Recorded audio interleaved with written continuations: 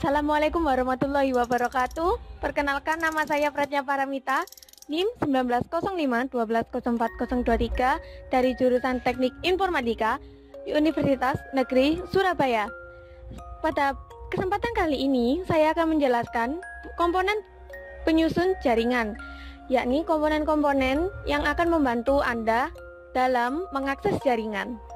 Nah, sekarang kita akan membahas secara satu persatu apa saja itu komponen jaringan. Yang pertama ada software, yang di sini ada sistem operasi atau biasa disebut dengan SO. Nanti kita akan bahas. Selanjutnya pada hardware ada server dan workstation. Kita akan bahas satu persatu apa itu arti dari server dan workstation.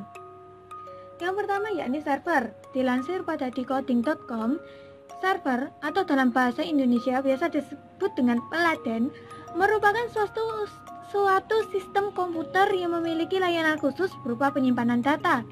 Data yang disimpan melalui server berupa informasi dan beragam jenis dokumen yang kompleks. Layanan tersebut ditujukan khusus untuk klien yang berkebutuhan dalam menyediakan informasi untuk pengguna atau pengunjungnya. Server berperan penting dalam menyediakan layanan akses lebih cepat untuk mengirim atau menerima data maupun informasi yang tersedia pada server. Dalam bentuk fisiknya, server berwujud jaringan komputer dan memiliki ukuran yang sangat besar dengan beberapa komponen pendukung prosesor dan RAM yang berkapasitas besar. Sekarang kita akan berlanjut ke pengertian workstation.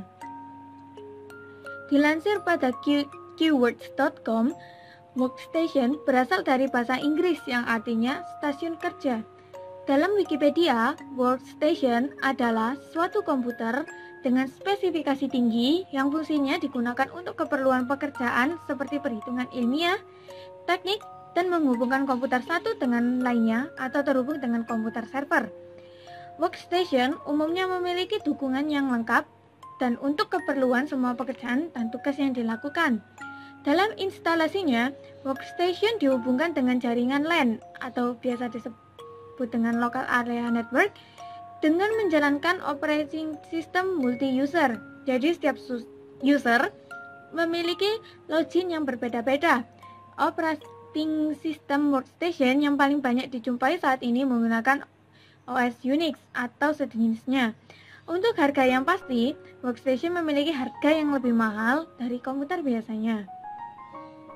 Lalu pada alat jaringan di sini kita bisa lihat ada modem, hub switch, bridge, router, access point, repeater, NIC atau Ethernet card, dan media transmisinya yakni kabel UTP, STP, koaksial, dan fiber optik.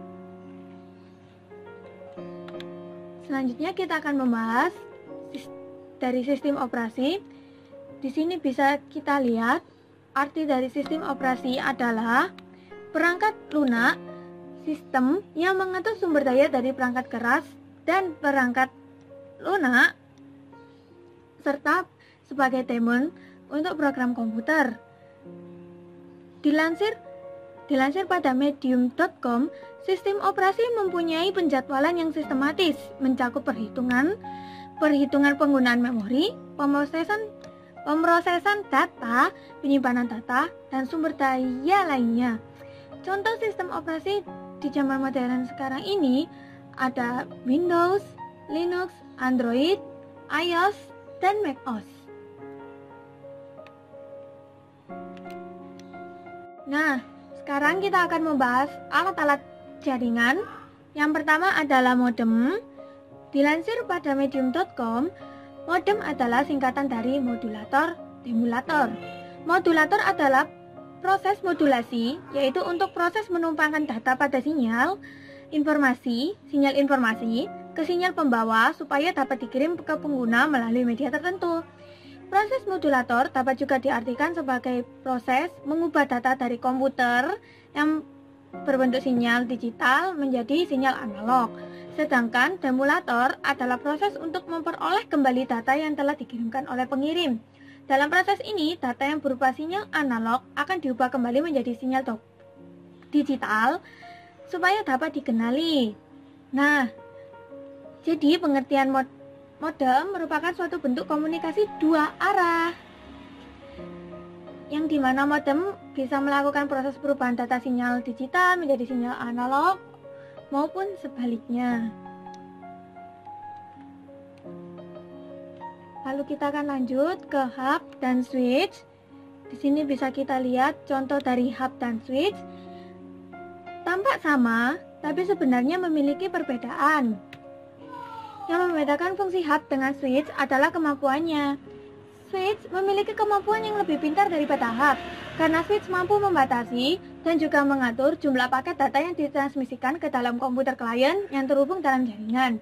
Jadi, dengan menggunakan switch, pengaturan data antar klien bisa dibedakan. Biasanya ini cocok untuk dalam warnet, lab komputer, atau berada di kantor. Kita akan lanjut ke access point dan router. Bisa kita lihat contoh di sini, ada access point. Ini contoh dari access point dan ini router. Access point atau dalam bahasa Indonesianya titik akses nirkabel or wireless access point. Dalam Wikipedia adalah suatu piranti yang memungkinkan piranti nirkabel terhubung ke dalam jaringan dengan menggunakan Wi-Fi, Bluetooth, atau standar lain. Dan access point ini memiliki fungsi. Dilansir pada keywords.com, ada pula fungsi-fungsi access point, yakni sebagai penyebar sinyal internet kepada perangkat yang terhubung melalui gelombang radio. Selain itu, penghubung antar jaringan, yaitu jaringan lokal yang memakai kabel dengan jaringan nirkabel seperti Wi-Fi, wireless, Bluetooth, dan lain-lain. Access point juga dapat digunakan untuk mengatur IP address secara otomatis terhadap perangkat yang terhubung. Dengan dilengkapi fitur keamanan WEP atau WAP yang biasa disebut dengan Share Key Authentication, access point dapat digunakan sebagai pengaman. Lanjut, kita kepada perangkat jaringan router. Router dalam Wikipedia adalah sebuah alat yang mengirimkan paket data melalui sebuah jaringan atau internet menuju tujuannya melalui sebuah proses yang dikenal sebagai penghalaan. Nah, proses ini biasanya terjadi di lapisan ketiga dalam layer OSI.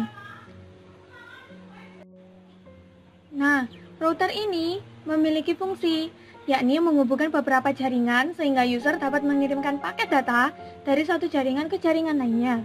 Proses koneksi tersebut yaitu dengan mendistribusikan IP address kepada setiap komputer dalam jaringan, baik secara statis ataupun dengan DHCP atau Dynamic Host Configuration Protocol. Fungsi router berikutnya adalah untuk mentransmisikan informasi atau data dari suatu jaringan menuju jaringan yang lain, di mana sistem kerjanya mirip seperti bridge atau jembatan jaringan. Kita akan lanjut ke NIC atau Network Interface Card yang biasa disebut Ethernet Card. NIC merupakan suatu kartu jaringan yang ditanamkan pada CPU, yang mana akan membuat sebuah komputer mampu terhubung ke dalam jaringan. Nah, biasanya ini kabel UTP-nya akan ditancapkan di sini untuk mengantarkan paket data ke komputer dari modem. Lanjut, kita akan ke media transmisi. Media transmisi adalah media yang menghubungkan antara pengirim dan penerima informasi atau data. Karena jaraknya jauh, maka data terlebih dahulu diubah menjadi kode atau isyarat. Dan isyarat inilah yang akan dimanipulasi dengan berbagai macam cara untuk diubah kembali menjadi data. Jenis media transmisi ada dua, yakni guided transmission yang menggunakan sistem kabel dan unguided transmission yaitu wireless atau tanpa kabel yang menggunakan sistem gelombang. Pertama, kita akan membahas guided transmission atau sistem kabel. Di sini ada kabel STP dan juga kabel UTP. Mereka memiliki kesamaan, hanya perbedaannya kabel STP atau shielded twisted pair ini memiliki aluminium foil untuk melindungi kabel yang berada di dalamnya. Biasanya ini digunakan untuk menghubungkan data piranti satu ke piranti lainnya secara outdoor atau di lingkungan bebas, karena kan dilindungi dengan aluminium ini. Sedangkan UTP dari kulit langsung muncul kabel-kabelnya. Nah, kabel-kabel ini itu untuk menghubungkan komputer satu maupun ke device lainnya secara indoor. Biasanya cocok untuk lab komputer, warnet, atau berada di dalam kantor. Nah, kenapa kabel UTP atau STP ini memiliki berbagai macam warna? Karena berbagai macam warna ini pun memiliki fungsi sendiri-sendiri yang bisa kita ketahui dalam warna hijau putih hijau, orange putih orange ini menghantarkan data. Lalu biru ini untuk menghantarkan suara, sedangkan coklat ini untuk menghantarkan arus listrik DC. Kenapa ini harus menghantarkan arus listrik sendiri? Karena jika kita pasang di atas gedung yang tinggi atau tower yang tinggi, maka tidak perlu repot-repot harus menghantarkan listrik atau memasangkan listrik lagi di atas, tapi bisa disalurkan lewat kabel yang berwarna coklat ini. Nanti saya akan memberikan simulasi bagaimana sih cara membuat kabel UTP ini secara strike, karena kabel UTP ini dibedakan menjadi dua, ada kabel strike dan kabel cross. Nah, ini sekarang saya akan menunjukkan simulasi dari membuat kabel UTP. Kita bisa gunakan aplikasinya di simulator kabel, lalu pilih training mode, kemudian tap start. Pertama kita gunting kabel, kita kuliti dulu kabelnya, lalu diratakan agar kabel yang terlilit itu bisa menjadi lurus dan dipilah secara satu-satu. Ya, dipisahkan secara perwarna. Kemudian kita susun urutannya. Karena untuk kesempatan kali ini saya hanya akan menjelaskan urutan dari kabel strike, yakni orange putih orange, hijau putih biru, biru putih hijau, coklat putih coklat. Nah, jika pada pembuatan aslinya kita hanya perlu mengurutkannya saja, lebih mudah dibandingkan simulasi ini tentunya. Karena saya memiliki kendala di layar handphone, jadinya agak susah. Nah, setelah tertata rapi seperti ini, kita bisa klik konektor di pojok kanan, lalu dimasukkan secara perlahan.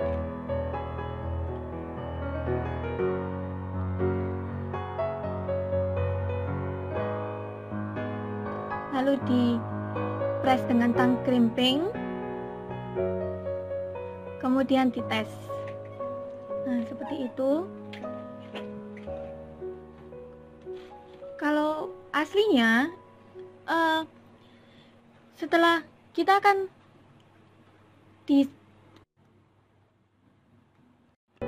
jika dalam pengerjaan aslinya, setelah kabel itu diluruskan dan diurutkan, biasanya kan berwarna itu seperti beda panjangnya, ada yang lebih pendek dan ada yang lebih panjang. Itu kita harus gunting biar sama rata, lalu dimasukkan ke dalam konektor ini. Nah, konektor ini di setiap lubangnya ini kita harus benar-benar memasukkan hingga di ujung. Bisa dilihat di ujung ini akan muncul tembaga atau logam yang di dalamnya. Itu menunjukkan bahwa benar-benar masuk. Lalu dijepit dengan tang crimping ini hingga logam yang ada di konektor ini benar-benar menusuk kabel hingga bisa menghantarkan data tersebut. Nah, kalau di tes ini tadi kan hanya itunya saja ya. Nah, kan hanya tulisan strike cross itu kayak ia mendeteksi apakah ini kabel strike atau cross, tapi sebenarnya kalau di alat tes kabel UTP itu bakal menunjukkan urutan kabel 1, 2, 3, 4, 5, 6, 7, 8 itu ada error di bagian mana, maksudnya apakah benar-benar tersambung atau tidak. jika tidak tersambung biasanya angka 1, 2, 3, 1 sampai 8 itu tadi salah satu lampunya akan tidak menyala, berarti itu benar logam yang ada di dalam konektor itu benar-benar belum menancap atau masih ada yang salah. Jadi sekian dari simulasi saya, kita bisa berlanjut ke materi selanjutnya. Selanjutnya ada kabel koaksial yang memiliki fungsi sebagai media penghubung yang berguna dalam mengalirkan transmisi data dari perangkat keras komputer satu menuju perangkat keras komputer yang lain. Sama fungsi dengan kabel lainnya, hanya saja masalah kecepatan transmisi data ini memiliki kecepatan yang cukup baik, tapi kelemahannya ia sangat lemah terhadap suhu panas dan juga harganya lebih relatif mahal untuk beberapa perawatannya. Maka dari itu kabel koaksial sekarang lebih jarang digunakan dan semua beralih ke kabel UTP, STP dan fiber optik karena selain harganya murah dan juga kecepatannya akan semakin meningkat. Sekarang kita akan membahas kabel fiber optik terbuat dari serat kaca atau plastik yang sangat tipis. Sinyal yang dikirimkan pun berupa cahaya untuk sumber ke tujuan. Makanya tidak heran bila transmisi kabel ini lebih cepat dibandingkan dengan kabel sebelumnya. Namun kelemahannya adalah gangguan atau noise yang sering terjadi apabila tertekuk walaupun hanya sedikit. Maka dari itu, bahkan dalam pengerjaan pun kabel fiber optik harus benar-benar hati-hati. Karena jika ketekuk sedikit, maka serat kaca yang ada di dalamnya bisa patah dan untuk menyambungkan kembali pun harus ada alat yang benar-benar sangat mahal. Namun kabel fiber optik ini biasanya ditanam ke dalam bawah tanah atau di bawah laut untuk menghantarkan data dari suatu negara ke negara lainnya. Lanjut kita akan ke media transmisi unguided. Di sini bisa kita lihat ada Wi-Fi dan juga Bluetooth. Pertama yang kita bahas adalah Wi-Fi. Dilansir dari hypernet.co.id, Wi-Fi adalah sebuah teknologi yang menggunakan gelombang radio atau secara kabel melalui jaringan komputer untuk bertukar data, termasuk koneksi internet yang memiliki kecepatan tinggi, yang biasanya sering kita gunakan ya, Wi-Fi ini. Lalu ada pula Bluetooth yang hampir sama dengan Wi-Fi, hanya saja kalau Bluetooth itu tuh hanya satu pasangan saja seperti laptop dengan handphone. Kalau Wi-Fi kan bisa multi user atau pengguna banyak. Kalau Bluetooth itu hanya satu saja untuk bertukar informasi maupun data. Sekian penjelasan dari saya. Kurang lebihnya mohon maaf dan maaf apabila ada kesalahan. Wassalamualaikum warahmatullahi wabarakatuh.